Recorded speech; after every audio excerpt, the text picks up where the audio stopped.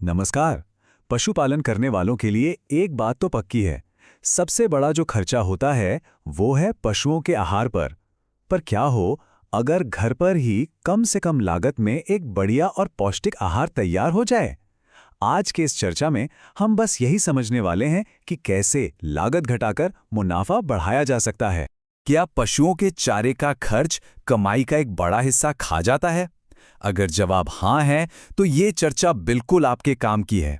हम इस मुश्किल का एक बहुत ही सरल और असरदार हल निकालने जा रहे हैं। तो चलिए शुरू करते हैं। तो सबसे पहले ये समझते हैं कि एक संतुलित आहार होता क्या है।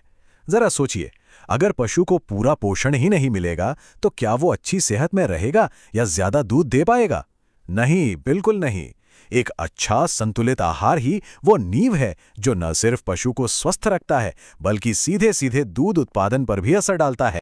देखिए, एक बढ़िया पशु आहार में ये 5 चीजें होनी ही चाहिए। पहली है एनर्जी, यानी ऊर्जा, जो मक्का, जौ या गेहूं की भूसी से मिलती है।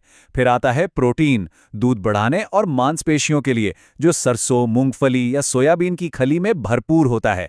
इसके बाद है मिनरल्स और नमक, जो हड्डियों को मजबूत रखते हैं। और हाँ, पाचन के लिए फाइबर, जो सूखे भूसे और हरे चारे से मिलता है। और विटामिन्स तो हरे चारे से मिल ही जाते हैं ना। जब ये सब सही मात्रा में मिलते हैं ना, तो एक जबरदस्त मिश्रण तैयार होता है। तो अब सवाल ये उठता है कि इन सब चीजों को सही मात्रा में मिलाएं कैसे। तो चलिए अब इस चर्चा के सबसे जरूरी हिस्से पर आते हैं, वो सटीक फॉर्मूला जिसे कोई भी घर पर आसानी से बना सकता है। हम 100 किलो के मिश्रण का फॉर्मूला देखेंगे। ये एक स्टैंडर्ड मात्रा है ताकि हिसाब किताब समझने में आसानी हो। जरूरत के हिसाब से इसे कम या ज्यादा तो किया ही जा सकता है। तो ये रहा वो फॉर्मूला, इसे ध्यान से समझ लीजिए।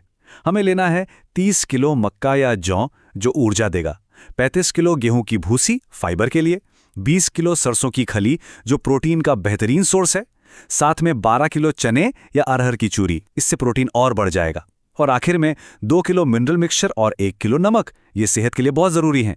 इन सबको मिलाते ही पूरे 100 किलो का एक दमदार और पौष्टिक आहार तैयार हो जाता है। एक बात और, ये फॉर्मूला खासतौर पर दूध देने वाली गायों और भैंसों के लिए ही बनाया गया है। इसमें प्रोटीन और एनर्जी का जो बैलेंस है ना, वो सीधे सीधे दूध उत्पादन बढ़ाने में बहुत मदद करता है।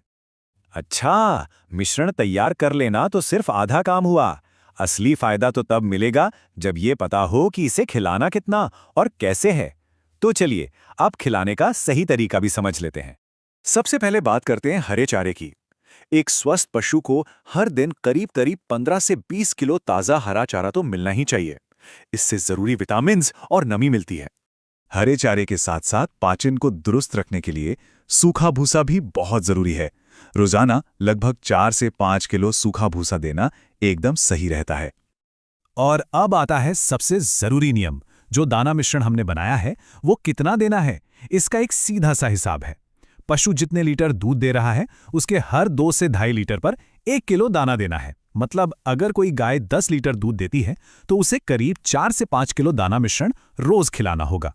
ये नियम पक्का करता है कि पशु को उसकी जरूरत के हिसाब से ही पोषण मिले, ना कम ना ज्यादा। क्या इस लागत को और भी कम किया जा सकता है?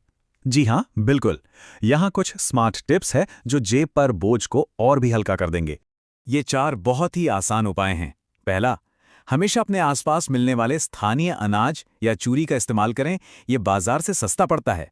दूसरा, पिसाई और मिक्सिंग का काम घर पर ही करें, इससे भी काफी पैसे बचेंगे। तीसरा, अगर मुमकिन हो तो अजोला, बरसीम या लोबिया जैसा पौष्टिक चारा खुद उगाएं।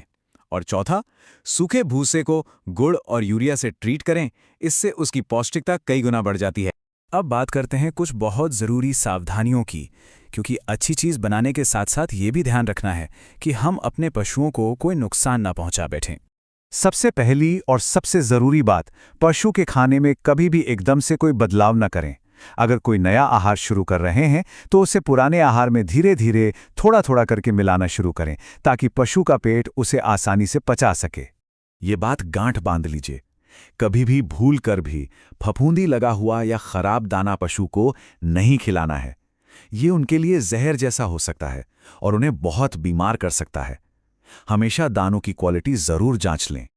और आखिर में एक और जरूरी बात, ये पक्का करें कि पशुओं के पास पीने के लिए हर समय साफ और ताज़ा पानी मौजूद हो, क्योंकि अच्छा भोजन भी बिना पानी के अधूरा है। तो इस पूरी बातचीत का निचोड़ क्या है? वो इस एक लाइन में छिपा है। पशुओं के लिए बेहतर पोषण का मतलब है परिवार के लिए बेहतर आमदनी। सीधी सी बात है, पशुओं की सेहत सीधे सीधे घर की आर्थिक स्थिति से जुड़ी होती है। तो अब सवाल ये है कि आज सभी पशुपालक इस जानकारी का इस्तेमाल करके अपने पशुओं की सेहत और अपनी आमदनी दोनों को बेहतर बनाने के लिए तैयार हैं।